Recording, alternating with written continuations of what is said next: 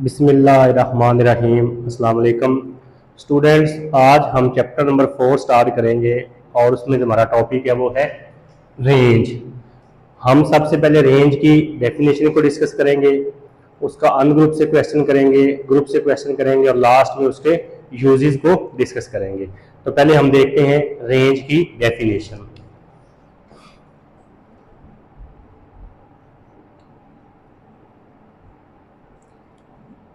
The difference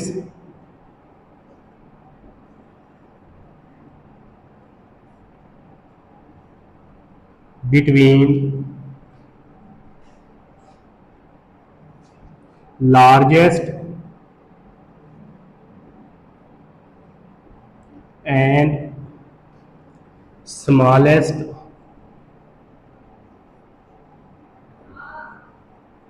value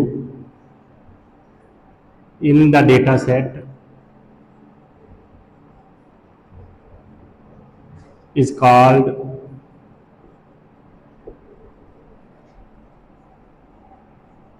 range. It is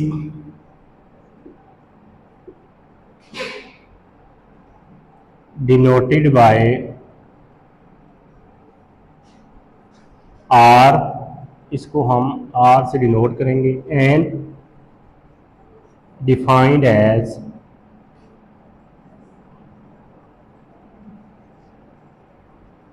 R is equal to X maximum minus X minimum. XM जो है ये है largest value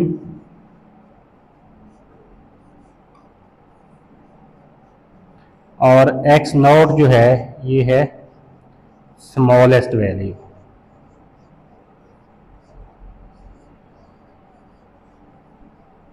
जी तो देखें डेफिनेशन क्या कह रही है। The difference between largest and smallest value in the data set is called range.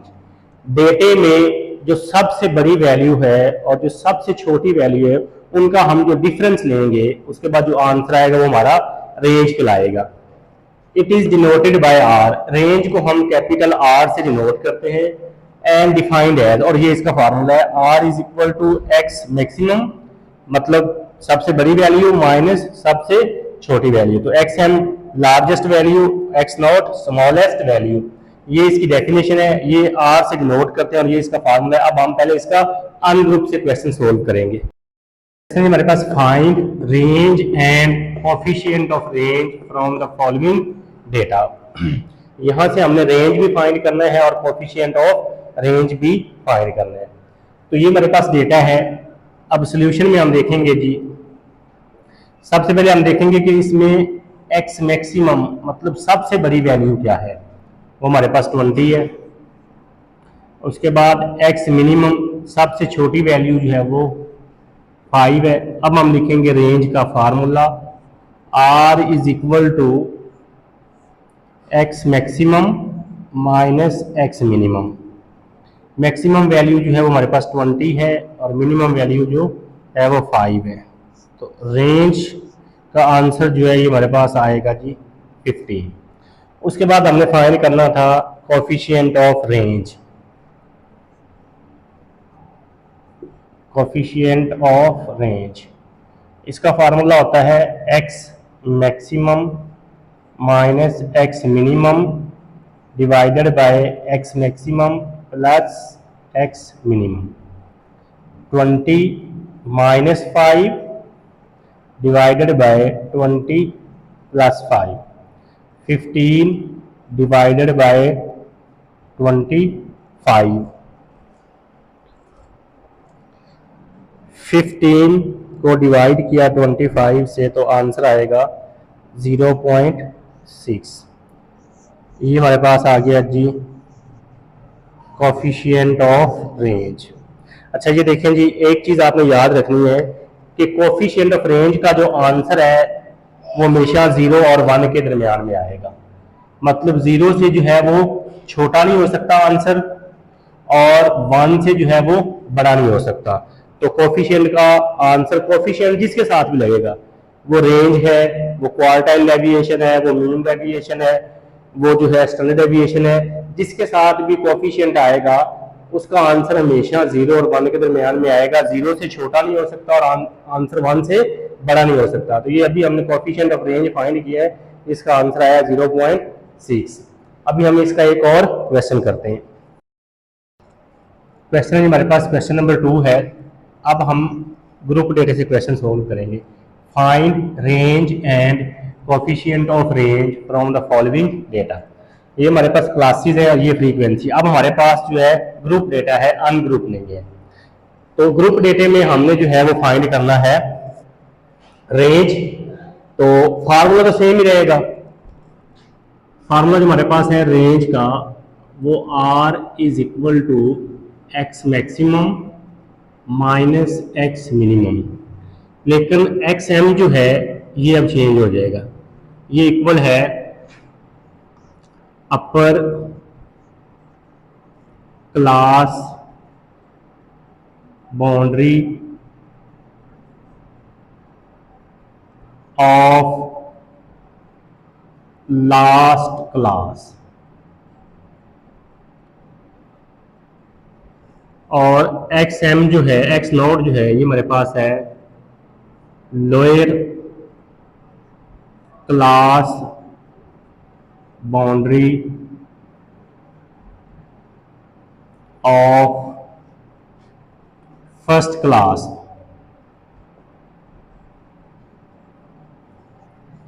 Ungroup में एक्स एम था सबसे बड़ी वैल्यू और एक्स नॉट था सबसे छोटी वैल्यू, लेकिन ग्रुप डेटा में एक्स एम जो है ये है upper class boundary of last class, x not lower class boundary of first class.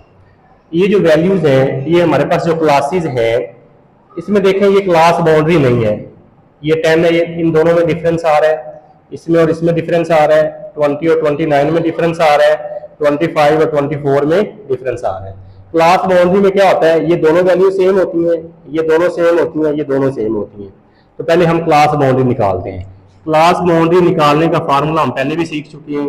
ये इक्वल होता है L C L of second class, lower class limit of second class minus UCL of first class. C से मुराद class है। तो ये देखें ये हमारे पास सेकेंड क्लास है और ये इसकी लोअर लिमिट है, वो है 10। UCL जो है ये हमारे पास फर्स्ट क्लास है, ये M जो है ये upper class limit of first class है 9 डिवाइडेड बाय 2। तो ये आएगा 1 डिवाइडेड बाय 2, तो आंसर आ गया 0.5। ये जो 0.5 आया है इसको हमने लोअर क्लास लिमिट में माइनस करते जाना है और अपर में प्लस करते जाना है। तो हमारे पास आ जाएगा क्लास बाउंड्री। जब 5 में से 0.5 को माइनस करेंगे तो ये आंसर आएगा 4.5। 9 में ऐड कर दें तो 9.5। 10 में माइनस करेंगे तो ये आ जाएगा 9.5। 14 में ऐड करेंगे तो 14.5। 15 में से माइनस करेंगे तो ये आ जाएगा 14.5। 19 में ऐड कर देंगे तो 20 में माइनस करेंगे 19.5। 24 में ऐड करेंगे तो 24.5। 25 में माइनस करेंगे तो 24.5 और 29 में ऐड करेंगे तो 29.5। ये हमने निकाल लीजिए क्लास बाउंड्री। अब हमने देखना है कि एक्स एम क्या है और एक्स नॉट क्या है। हमने ये कहा हुआ है जी, ये लिखा हुआ है एक्स एम जो है ये upper class boundary of last class है। तो इसका मतलब ये हुआ कि एक्स एम की वैल्यू जो हमारे पास है, पहले हम देखते हैं तो लास्ट क्लास कौन सी है। ये हमारी लास्ट क्लास है, ये इसकी लोअर क्लास बाउंड्री है और ये इसकी अपर क्लास बाउंड्री है।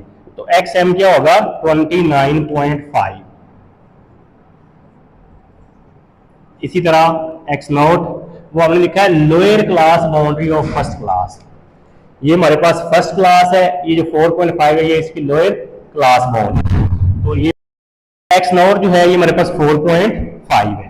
तो अब हम फार्मूले में वैल्यू पुट करके इसका आंसर निकाल देते हैं जी, R X M minus X naught 29.5 minus 4.5, तो ये हमारे पास आंसर आ जाएगा जी 25।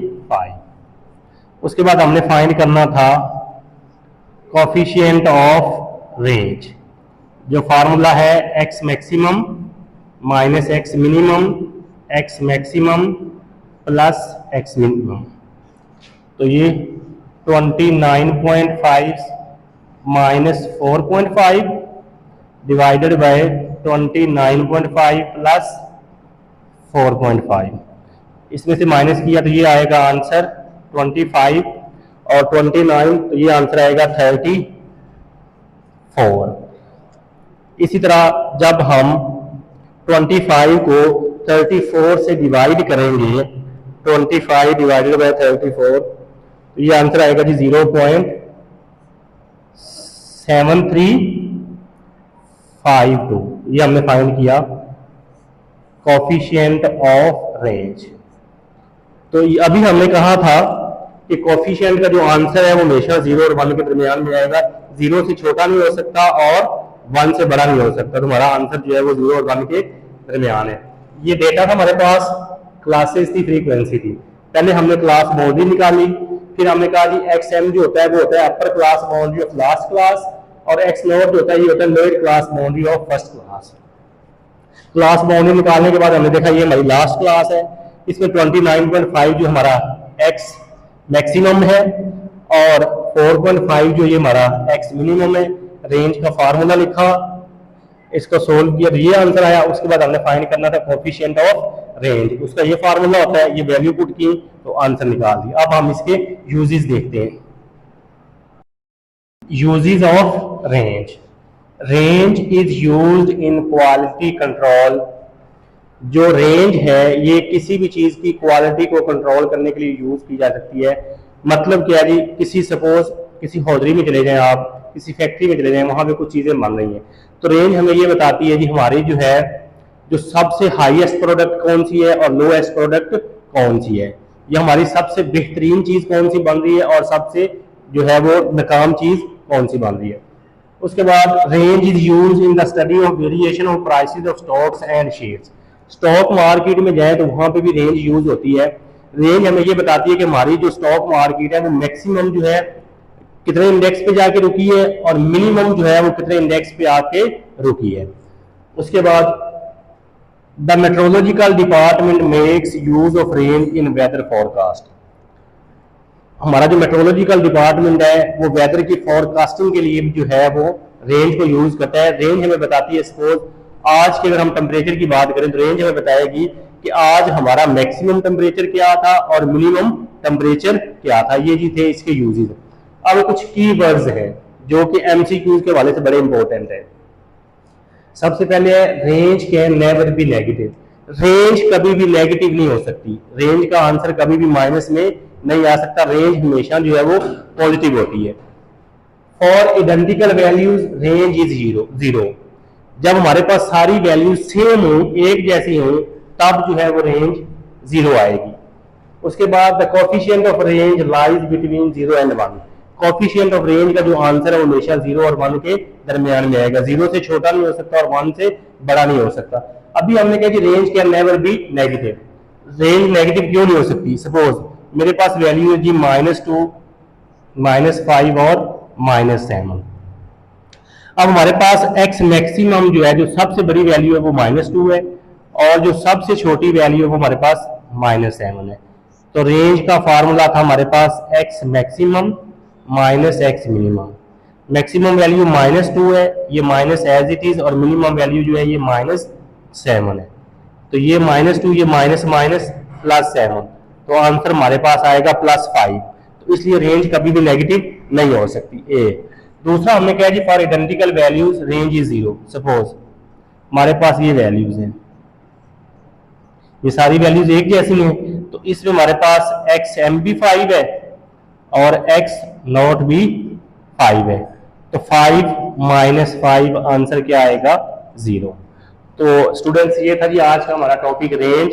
हमने उसकी डेफिनेशन को डिस्कस किया, अनग्रुप से क्वेश्चन किया, ग्रुप से क्वेश्चन किया, उसके बाद उसके यूजेस को डिस्कस किया। तो इंशाल्लाह मुझे उम्मीद है आपको ये वीडियो पसंद आएगी। अगर वीडियो पसंद आए तो चैनल को लाइक करना, सब्सक्राइब करना और शेयर करना मत भूलिएगा। एक नई वीडियो के साथ दोबारा फिर मिलते हैं, तब तक अपना ख्याल रखिएगा। अल्लाह हाफिज।